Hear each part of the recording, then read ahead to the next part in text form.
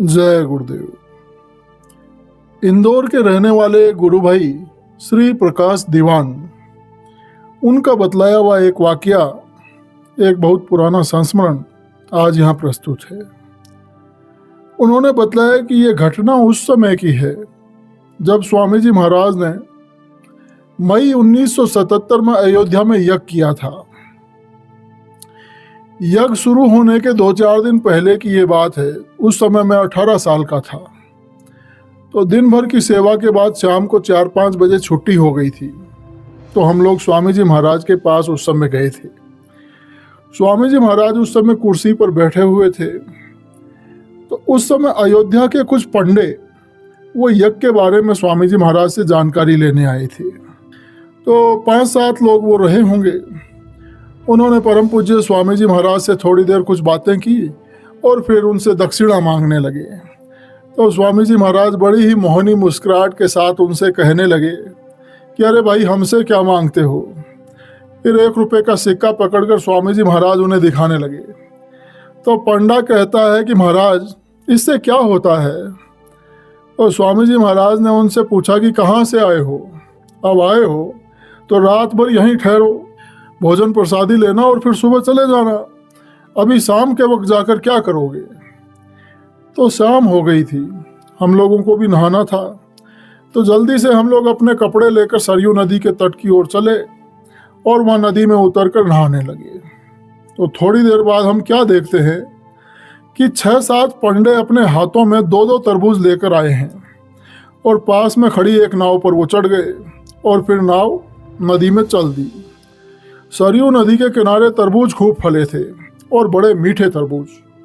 हम लोग तो रोज खेत वालों से खरीद कर खूब तरबूज खाते थे। इस पार तरबूज सस्ते मिलते थे। तो सरयू नदी के उस पार जहाँ शहर था वहाँ तरबूज बड़े महंगे थे, इसलिए पंडों ने यहाँ से ले लिया होगा। तो प्रकाश जी बताते हैं कि हम लोग अभी नदी में नहा ही रहे थे कि एकाएक ठंडी हवा चल पड़ी, हल्की। तो धीरे धीरे वो हवा तेज होती गई। तभी हमने देखा कि अयोध्या पुल की तरफ आकाश पूरा धूल से भर गया है। हम ये नज़ारा देखकर घबरा गए। बदन में साबुन लगा रखा था, उसे जल्दी जल्दी धोया। हम कपड़े बदले न बदले एक दूसरे साथी लड़कों से बोलने लगे कि दौड़ो, बाहर निकल आओ, जल्दी तंबू की तरफ चलो। हम अभी ये कह ही रहे थे कि तभी आंधी का एक थपेड़ा आया, जोरदार।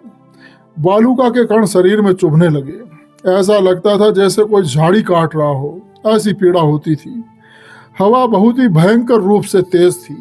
आंधी का ये प्रलयंकारी रूप हमने पहले कभी नहीं देखा था। हम सब लड़कों ने आधी खुली आंखों से देख देख करके एक दूसरे को कसकर पकड़ लिया ताकि कोई लड़का उड़ न जाए। अंधेरा भी हो रहा था, आंखों में बालू रेत घुस रही थी। तो बालू रेत आंखों में घुस रही थी, इस कारण हम आंखें नहीं खोल पा रहे थे। बस हम लोगों को एक का ही सहारा था और वो था जय गुरुदेव नाम का। यह भी नहीं समझ आ रहा था कि किस दिशा में हम चले जा रहे हैं। बस जोर जोर से जय गुरुदेव हम लोग बोल रहे थे। उधर यज्ञ मंडप उजड़ चुका था। मंडप के पास लगे तंबू में जो लोग वहां दबे हुए थे वो जय गुरुदेव चिल्ला रहे थे। उनकी आवाजें आ रही थी। उनकी आवाज को सुनकर उसी के सहारे हम सभी लड़के एक दूसरे को पकड़े हुए तंबू के पास तक जा पहुंचे। वहां देखा कि स्वामी जी महाराज कभी अपनी कुटिया के बाहर आते और कभी कुटिया के अंदर चले जाते। हम सब चुपचाप रेत से बचाव के लिए कनात को अपने ऊपर डालकर ये सारा दृश्य देखते रहे। स्वामी जी महाराज कुटी के बाहर खड़े थे। तभी हुआ ऐसा कि पानी बरसने लगा और धीरे धीरे तूफान शांत हो गया। हम सब बाहर निकले और उजाले के लिए एक लालटेन वहां टांग दी गई। रात के करीब 10 बजे वही 6-7 पंडे बड़े घबराए हुए थके हारे वहां पहुंचे और बड़े ही श्रद्धा से दीन भाव में चिल्ला चिल्ला कर कहने लगे कि आज तो जय गुरुदेव ने हम लोगों को बचाया है। और फिर उन्होंने अपने साथ घटी घटना का जो वर्णन किया वो बड़ा ही अद्भुत था। उन्होंने बताया कि हालांकि बाबा जी ने हम लोगों से कहा था कि रात में यहीं रुक जाओ, लेकिन उनकी बात पर हम लोगों ने ध्यान नहीं दिया और उस पार शहर में लौटने का हमने निश्चय किया। खेत में खेत वाले से तरबूज लेकर हम लोग नाव पर सवार होकर पार जाने लगे। तो बीच नदी में पहुंचते ही मल्लाह ने देखा कि तूफान आ गया है और नाव उसके नियंत्रण से बाहर हो गई है। तो मल्लाह तुरंत नाव से कूद पड़ा और वो हमें बोला कि तुम्हारी कुछ मदद नहीं कर सकूंगा, क्या करूं, तूफान आ गया है। तो मल्लाह की बात सुनकर हम सब लोग घबरा गए और तूफान के वेग से नाव बड़ी तेज रफ्तार से चलने लगी, अयोध्या से विपरीत दिशा की ओर। तो हम लोगों ने कहा कि आज तो हम सब लोगों की जान गई। तो हम अपनी श्रद्धा के अनुसार सरयू मैया से प्रार्थना विनती करने लगे कि मैया हमको बचाओ, हमारी रक्षा कर लो। ऐसी विनती के साथ एक एक करके हम लोगों ने सभी तरबूज सरयू मैया को भेंट चढ़ा दिए, मगर नाव ने रुकने का नाम नहीं लिया। फिर हमने अयोध्या के सभी देवताओं, हनुमानगढ़ी, संकट मोचन, राम जी, इन सब के नामों की मनौती की और भेंट चढ़ाने का संकल्प लिया कि हमें बचा लो, मैं इतने का प्रसाद बांटूंगा, इतने का चढ़ावा चढ़ाऊंगा।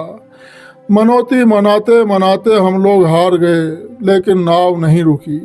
हम लोग घोर निराश हो चुके थे। हमने जीवन की आशा छोड़ दी थी और नाव अंधकार में तेजी से दौड़ी चली जा रही थी। इतने में हम में से ही एक बोला कि अरे भैया, हम जिनके नाम से इस पार आए हैं उनका नाम तो लिया ही नहीं। तुरंत सबके दिमाग में एक नई बात कौंधी और हम सब लोग जोर से बोले कि जय गुरुदेव, हे जय गुरुदेव बाबा, अब तुम ही हमको बचा लो, हम तुम्हारे नाम से ही इस पार आए थे। जैसे ही हम लोगों ने 2-3 बार ये कहा कि तुरंत देखते ही देखते नाव बड़े जोर से किनारे के पत्थर से टकराई और हम सब लोग यज्ञशाला वाली साइड के किनारे दूर फेंका गए और जमीन पर आ गए। किसी को कोई तरह की चोट नहीं लगी, मानो जंप किए हों। अब दिल में थोड़ी शांति आई है। अंदाज से करीब 10-12 किलोमीटर दूर हम लोग अयोध्या के दूसरे किनारे जंगल वाली साइड में खड़े थे। फिर नदी पार करने की समस्या थी। हम लोग जय गुरुदेव नाम लेकर अंदाज से पीछे की तरफ चल पड़े। चलते चलते बहुत दूर से यज्ञशाला की ये टमटमाती लालटेन की रोशनी दिखाई पड़ी। उस समय हमें याद आया कि जय गुरुदेव बाबा ने हमें रोका था और कहा था कि रात भर रुको, सुबह चले जाना, पर हमने संतों की बात नहीं मानी, तो हमें ये महान कष्ट भुगतना पड़ा और आखिर बाद में यहीं आना पड़ा। जो हम लोग आज जीवित हैं तो वो जय गुरुदेव नाम के कारण, क्योंकि इसी नाम ने हमारी रक्षा की है और किसी देवता ने हमारी मदद नहीं की। पंडों की बातें वहाँ मौजूद सब लोगों ने सुनी और उन पंडों को देखा तो हमें नहाते समय नदी में जाती हुई इस नाव की याद आ गई। फिर हमने पंडों को भोजन प्रसाद खिलाया, वहीं सुलाया और इस घटना की खबर सत्संगियों ने रात में परम पूज्य स्वामी जी महाराज को भी दे दी थी। सुबह पंडे परम पूज्य स्वामी जी महाराज को बार बार प्रणाम करते, उनका आभार व्यक्त करते और उनका आभार व्यक्त करते करते उन पंडों की आंखें डबडबा गईं। परम पूज्य स्वामी जी महाराज ने उन्हें आशीर्वाद दिया और फिर स्वामी जी महाराज की आज्ञा लेकर वे अयोध्या की तरफ रवाना हुए। तो बड़ी निराली है गुरु महाराज की महिमा, जितना उनका गुण गाया जाए उतना ही कम है। जय गुरुदेव।